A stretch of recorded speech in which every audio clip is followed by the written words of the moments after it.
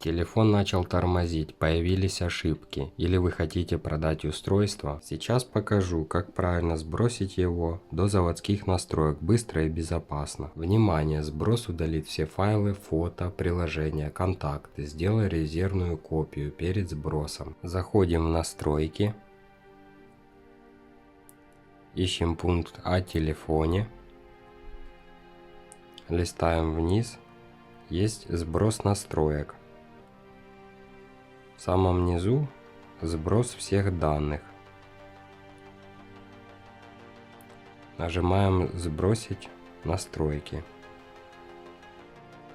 Ждем время. Подтверждаем. Еще раз подтверждаем.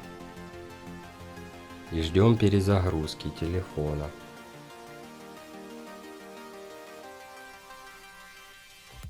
Пошел процесс стирания всех данных.